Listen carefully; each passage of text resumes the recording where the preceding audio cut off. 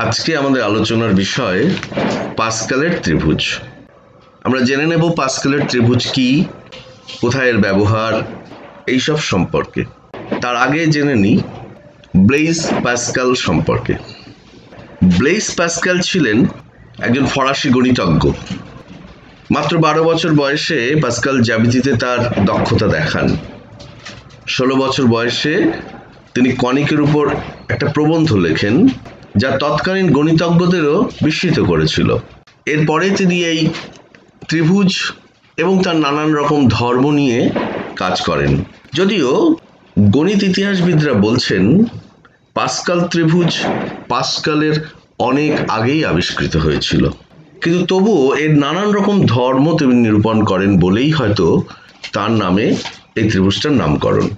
Pascal ত্রিভুজের সংখ্যাগুলো তৈরি হচ্ছে দুটো পাশাপাশি সংখ্যার যোগ করে পরের সারির সংখ্যাটা। যেমন শুরুতে থাকছে 1, তারপরে দুটো 1, এই দুটো 1-এর যোগফল ঠিক এর নিচে পরের সারিতে 2 হয়ে বসেছে। 1 দিয়ে শুরু হচ্ছে এবং 1 দিয়ে শেষ হচ্ছে, আর মাঝখানের সংখ্যাগুলো আসছে আগের সারির পাশাপাশি দুটি সংখ্যার যোগফল হিসেবে। যেমন এখানে হচ্ছে চতুর্থ সারিতে 2 আর 1-এ 3, 2 আর 1-এ 3, 1 1। এইভাবে ত্রিভুজটা ক্রমশ বড় হয়ে যাচ্ছে। পাস্কাল ত্রিভুজে নানান রকম প্যাটার্ন দেখা যায়। আমরা দেখে নিই এখানে কতগুলো প্যাটার্ন। যেমন এই যে সারিটা আকাশি নীল রঙের তীর চিহ্ন দিয়ে দেখা যাচ্ছে, এই সারিতে সংখ্যাগুলো সব স্বাভাবিক সংখ্যা, 1 2 3 4 5 6 7 8 9 10 ইত্যাদি। অর্থাৎ পাস্কাল ত্রিভুজের মধ্যে আমরা একটা কলাম পাচ্ছি যেখানে সব স্বাভাবিক সংখ্যাগুলো এসে হাজির হয়েছে। এই পরের বেগুনি রঙের যে কলামটা দেখছি সেই সংখ্যাগুলো একটু অদ্ভুত রকমের। 1-এর পরে 3, 3-এর পরে 6, 6-এর পরে 10, 10-এর পরে 15, 15-এর পরে 21 ইত্যাদি। এই সংখ্যার শ্রেণীটিকে বলা হয় ত্রিভুজীয় সংখ্যা। ত্রিভুজীয় সংখ্যা কি? যদি একটা ছোট গোল বা বৃত্ত আমরা ত্রিভুজ আকারে সাজাতে চাই, তাহলে ওই ত্রিভুজীয় সংখ্যায় যে সংখ্যাগুলো আছে সেই সংখ্যক এইরকম বৃত্ত লাগবে। যেমন 1-এর পরে 3 আমরা 3টে ডট দিয়ে এইভাবে ত্রিভুজের মতো সাজাতে পারি। এরপরে 6টা ডট দিয়ে আমরা এরকম ত্রিভুজের মতো সাজাতে পারি। তারপরে 10টা ডট দিয়ে ত্রিভুজের মতো সাজাতে পারি। এইভাবে ত্রিভুজীয় সংখ্যার প্রত্যেকটা সংখ্যাকে সাজানো যায়। এই ত্রিভুজীয় সংখ্যার একটা জেনারেল ফর্ম আছে, যেখান থেকে আমরা যে কোনো ত্রিভুজীয় সংখ্যা বের করে নিতে পারি। ফর্মটা হলো Tn is equal to n into n plus 1/2। এখানে n একটি স্বাভাবিক সংখ্যা। অর্থাৎ আমরা যদি পঞ্চম ত্রিভুজীয় সংখ্যাটা পেতে চাই, তাহলে n এর জায়গায় 5 বসালেই আমরা পাবো পঞ্চম ত্রিভুজীয় সংখ্যাটা। পঞ্চম ত্রিভুজীয় সংখ্যা আমাদের এখানে সারিতেই আছে 15। এর পরের সারিটা সবুজ সারিটা, এই সারিটাকে বলা হচ্ছে চতুস্তলকীয় সংখ্যা। এই সবুজ সারিটাতে আমরা দেখছি 1 4 10 20 35 56 ইত্যাদি সংখ্যা রয়েছে। এই সংখ্যাগুলোকে চতুস্তলকীয় সংখ্যা কেন বলা হচ্ছে? এই সংখ্যাগুলো চতুস্তলকীয় সংখ্যা তার কারণ ঠিক ত্রিভুজীয় সংখ্যার মতোই এই সংখ্যক ডট বা বল আমরা চতুস্তলক আকারে সাজাতে পারি। অর্থাৎ এগুলো তখন 3 ডাইমেনশনাল ফিগার তৈরি করবে। দেখা যাক এখানে যেমন 4টে একটা চতুস্তলকের 4টে শীর্ষবিন্দুতে 4টে ডট বসানো যাচ্ছে, অর্থাৎ 4 একটি চতুস্তলকীয় সংখ্যা। কিন্তু 10 কি করে হচ্ছে? এখানে দুটো টিয়ার তৈরি হচ্ছে। প্রথমে 4টে চতুস্তলকীয় সংখ্যা দিয়ে একটা চতুস্তলক হচ্ছে। এবার যদি চতুস্তলকের এই বাহুগুলোকে বর্ধিত করে নিয়ে যাওয়া হয়, তাহলে তার নিচের টিয়ারে আমার 6টা ডট লাগবে চতুস্তলকীয় সংখ্যাটা সম্পূর্ণ করতে। এইভাবে চতুস্তলকীয় সংখ্যা তৈরি হচ্ছে। আমরা দেখে নিই এটা যদি 3 ডাইমেনশনালি আমরা যদি দেখতে চাই, অর্থাৎ এরকম ধাতুর বল দিয়ে যদি আমরা বানাতে চাই, তাহলে 1, তারপরে তার নিচেই 3টে বল লাগবে, একটা চতুস্তলক বানাতে, তার নিচে 6টা বল লাগবে আবার চতুস্তলক বানাতে, এবং তার নিচে আবার 10টা বল লাগবে চতুস্তলক বানাতে। অর্থাৎ এই চতুস্তলকীয় সংখ্যাগুলোর প্রতিটা পার্টে কিন্তু রয়েছে ত্রিভুজীয় সংখ্যা, এটাও কিন্তু এখানে দেখা গেল। চতুস্তলকীয় সংখ্যার সাধারণ রূপটা কি হবে? এর সাধারণ রূপ হচ্ছে n × n+1 × n+2/6, যেখানে n একটি স্বাভাবিক সংখ্যা। আমরা n-তম চতুস্তলকীয় সংখ্যা এই সূত্রের সাহায্যে বের করতে পারি। আরো কি প্যাটার্ন দেখা যায় এই পাস্কাল ট্রায়াঙ্গেলে দেখি। আমরা যদি সারিগুলো পরপর যোগ করি তাহলে কি পাই? আমরা দেখছি প্রথম সারিটায় 1, তারপরে 2, তারপরে 4, তারপরে 8। আমরা এখন কিন্তু বলতে পারি এই শ্রেণীটুকু দেখার পর যে তার পরেরটা কি হবে, নিশ্চয়ই 16, তারপরে 32, 64, 128, 256, 512, 1024 ইত্যাদি। এই সংখ্যাগুলোর মধ্যে একটা সুন্দর নিয়ম আছে। নিয়মটা কি? নিয়মটা হচ্ছে সবকটা সংখ্যাই 2 এর ঘাতে প্রকাশ করা যায়। যেমন 1 = 2 to the power 0, 2 = 2 to the power 1, 4 = 2 to the power 2, 8 = 2 to the power 3, 2 to the power 4, 2 to the power 5, 2 to the power 6, so on. এইভাবে আমরা এই সংখ্যাগুলোকে 2 এর ঘাত হিসেবে ব্যাখ্যা করতে পারি। আরো একটা জিনিস লক্ষণীয়, প্রতি সারির যোগফল দেখা যাচ্ছে আগের সংখ্যার দ্বিগুণ হচ্ছে পরের সংখ্যাটি। যোগফলগুলি 2 এর ঘাতে সাজালে এই সজ্জাটাই পাওয়া যাবে। আবার সারির সঙ্গে 2 এর ঘাতগুলো মিলে যাচ্ছে।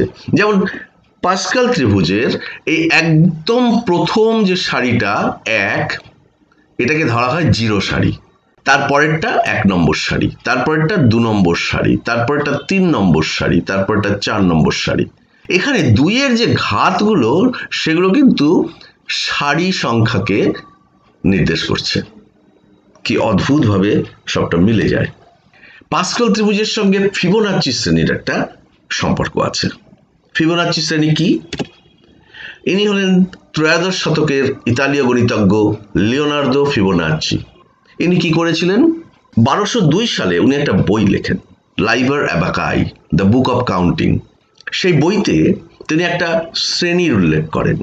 শোনা যায় খরগোশের একটা সমস্যা সমাধান করতে গিয়ে তিনি এই শ্রেণীটির হদিশ পান। শ্রেণীটি ছিল এইরকম: 1, 1, 2, 3, 5, 8, 13, 21, 34, 55 ইত্যাদি। এই শ্রেণীটা তৈরি হচ্ছে আগের দুটো সংখ্যার যোগ করে পরের সংখ্যাটা, অর্থাৎ 1 + 1 2, 1 + 2 3, 2 + 3 5, 5 + 3 8, 8 + 5 13, এইভাবে সংখ্যাগুলো এগিয়েছে। প্রকৃতিতে অদ্ভুতভাবে এই সারির সজ্জা দেখা যায়। কিরকম? যেমন এই যে গাছের ডালপালার যে বিন্যাস, সেটা ফিবোনাচ্চির এই সারিকে মান্য করে। সূর্যমুখী ফুলের যে বীজমস্তক, সেখানে যে স্পাইরাল দেখা যায়, সেই স্পাইরাল ফিবোনাচ্চি শ্রেণীর সংখ্যাকে মান্য করে চলে। এমনকি শামুকের খোলের যে স্পাইরালটা, সেটাও ফিবোনাচ্চির এই শ্রেণীকে মান্য করে। এরকম অজস্র উদাহরণ আছে প্রকৃতিতে যা ফিবোনাচ্চি শ্রেণীকে মান্য করে। পাস্কাল ত্রিভুজের সঙ্গে সম্পর্কটা কি? পাস্কাল ত্রিভুজে আমরা যদি কোনাকুনি এই সংখ্যাগুলোকে যোগ করে যাই, তাহলে ফিবোনাচ্চি শ্রেণীর সংখ্যাগুলো পরপর এসে যাচ্ছে। কোনাকুনি এইভাবে যোগ করলে আমরা দেখছি ফিবোনাচ্চি শ্রেণীর সংখ্যাগুলো পরপর এই পাস্কাল ত্রিভুজের মধ্যে লুকিয়ে রয়েছে। কি অদ্ভুত ব্যাপার! পাস্কাল ত্রিভুজের সঙ্গে দ্বিপদ উপপাদ্যের সহগগুলোর একটা সম্পর্ক আছে। x + y² x + y³ এগুলো পড়েছি।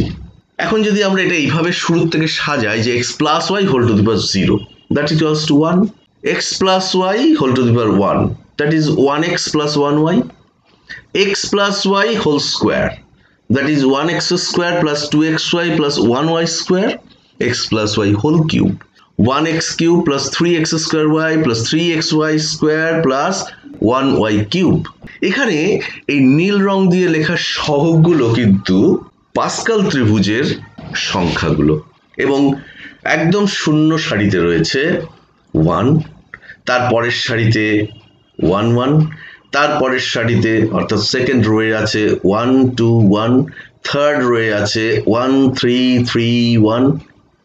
পাস্কাল ত্রিভুজের সঙ্গে অদ্ভুতভাবে মিলে রয়েছে এই দ্বিপদ উপপাদ্যের সহগগুলি। এখন এটা যদি এইভাবে এগিয়ে নিয়ে যাওয়া যায়, অর্থাৎ x plus Y whole to the power n, এই ব্যাপারটা আমাদের জানালেন স্যার আইজ্যাক নিউটন। তিনি দিলেন বাইনোমিয়াল সূত্র, দ্বিপদ উপপাদ্যের সূত্র। তার দেওয়া সূত্রটা এইরকম, আমরা যদি a plus B whole to the power n বলি, তাহলে সেটা হবে nc0 a to the power n b to the power 0 plus nc1 a to the power n minus 1 b to the power 1 plus nc2 a to the power n minus 2 b square and so on. অর্থাৎ এখানে Pascal ত্রিভুজের সঙ্গে দ্বিপদ উপপাদ্যের এই সহগগুলোর অদ্ভুত মিল রয়ে গেছে। Pascal ত্রিভুজ আর সম্ভাবনা সূত্র, আমরা পিয়ের দ্য ল্যাপ্লাসের নাম শুনেছি। তিনি এই বিষয়টিকে ব্যাখ্যা করেন। কি সেটি? এই যে ডান দিকে একটা এক্সপেরিমেন্ট রয়েছে, এখানে ওই হলুদ ডটগুলো এক একটা বাধা, উপরে ফানেলের মতো জায়গা থেকে কতগুলো ধাতুর বল ওই বাধার মধ্যে দিয়ে নামিয়ে দেওয়া হলো। বলগুলো যখন নিচে নামতে থাকবে, তখন ওই এক একটা বাধায় ধাক্কা খেয়ে তাদের মধ্যে সম্ভাবনা থাকবে দুদিকে সমানভাবে বিভাজিত হওয়ার, এবং শেষে যখন বলগুলো জমা হবে কোনো একটা জায়গায়, তখন দেখা যাবে মাঝখানের জায়গাতেই সব থেকে বেশি বল জমা হয়েছে। এই ব্যাপারটাকে ব্যাখ্যা করলেন পিয়ের সাইমন দ্য ল্যাপ্লাস। তিনি এই সম্ভাবনার ঘটনাটাকে ব্যাখ্যা করতে গিয়ে বলেন, সম্ভাবনাটি কত প্রকারে ঘটনাটি ঘটবে তার সংখ্যার সঙ্গে সম্পূর্ণ সম্ভাব্য ঘটনার সংখ্যার অনুপাতে থাকবে। যেমন একটা উদাহরণ নিয়ে দেখা যাক, একটা মুদ্রাকে যদি টস করা যায়, তাহলে কতবার হেড পড়ার সম্ভাবনা? একটা মুদ্রার এক পিঠে হেড, এক পিঠে টেল। এবার এটাকে যখন টস করা হবে, তখন মুদ্রায় হেডের সংখ্যা ডিভাইডেড বাই সম্ভাব্য ঘটনার সংখ্যা, অর্থাৎ হেডও পড়তে পারে টেলও পড়তে পারে, সম্ভাব্য ঘটনা দুটি, আর হেড আছে একটি। তাহলে একটা মুদ্রাকে যদি একবার টস করা যায়, তাহলে তার হেড পড়ার সম্ভাবনা 50%, অর্ধেক। পাস্কাল ত্রিভুজ ব্যবহার করা যেতে পারে বিভিন্ন সমবায় এবং সম্ভাব্য সম্পূর্ণ সমবায় সংখ্যার গণনাতে। এই যে উদাহরণ হিসেবে মুদ্রার টসের কথাটি ধরা যাক, যদি 4টে মুদ্রা টস করা হয়, তবে হেড বা টেল পড়ার সম্ভাব্য সমবায় কি হবে দেখা যাক। 4টে মুদ্রা টস করলে 4টে হেড পড়তে পারে, 3টে হেড ও 1টি টেল, এরকম সম্ভাবনা হতে পারে 4টে। 2টি হেড 2টি টেল, তার সম্ভাবনা হতে পারে 6টা। 1টি হেড আর 3টে টেল হতে পারে 4বার, আর 4টি টেল পড়তে পারে 1বার। তাহলে এই যে সংখ্যাগুলো 1 4 6 4 1, এই সবকটা সংখ্যা পাস্কাল ত্রিভুজের 4 নম্বর সারিতে দেখা যাচ্ছে, যদি প্রথম সারিটাকে রো 0 ধরা হয়। 4 নম্বর সারিতে 1 4 6 4 1 এই সংখ্যাগুলো স্পষ্টই রয়েছে। তাহলে সম্ভাবনা সূত্রের এই যে ফলাফলটা, সেটা আমরা পাস্কাল ত্রিভুজে দেখতে পাচ্ছি। আরো একটা ব্যাপার, সেটা হচ্ছে চতুর্থ সারির এই সংখ্যাগুলোর যোগফল হচ্ছে 16। এই 16 নির্দেশ করছে মোট সম্ভাব্যতা। তাহলে 3টি হেড আর 1টি টেলের সম্ভাব্যতা কি হবে না, 3টে হেড আর 1টা টেলের সম্ভাব্য সমবায় 4, আর মোট সম্ভাব্য সমবায় 16। তাহলে এটা হলো 4/16, দ্যাট ইজ 1/4, 25%। পাস্কাল ত্রিভুজে অদ্ভুতভাবে সম্ভাবনার সূত্রটা রয়ে গেছে। দ্বিপদ উপপাদ্যের কথা আগে একবার বলেছি। পাস্কাল ত্রিভুজে দ্বিপদ উপপাদ্য নিয়ে আরেকটা ঘটনা। এবার আমরা শরণাপন্ন হব স্যার আইজ্যাক নিউটনের। যখন বৃহৎ সমবায়, তখন পাস্কাল ত্রিভুজ নিয়ে কাজ করা অসুবিধাজনক, আর সেই ক্ষেত্রে নিউটনের বাইনোমিয়াল সূত্রটা কাজে লাগানো হয়। এই বাইনোমিয়াল সূত্রটা আমরা আগে দেখেছি, আমরা আরেকবার বাইনোমিয়াল সূত্রটা লিখে নিচ্ছি। a plus B whole to the power n is equal to a to the power n plus n a to the power n minus 1 b plus n into n minus 1 by factorial 2 a to the power n minus 2 b square and so on. এটা এখানে কিভাবে কাজে আসবে দেখা যাক। আমরা যদি r তম সহগটা নির্ণয় করতে চাই, এই সূত্রে r তম সহগটা হবে factorial n divided by factorial r into n minus r factorial. এটাকে যদি আমরা একটু ক্যালকুলেট করি, তাহলে একটা উদাহরণ নিয়ে দেখা যাক। যদি 10টা বস্তুর 3টে করে একবারে নেওয়া হয়, ধরা যাক 10টা রং পেন্সিল আছে, 10টা বিভিন্ন রঙের, তার মধ্যে 3টে করে রং একবারে নেওয়া হচ্ছে, তাহলে কত রকম ভাবে সেটা নেওয়া যাবে? সেটা হবে 10 factorial divided by 3 factorial into 10 minus 3 factorial.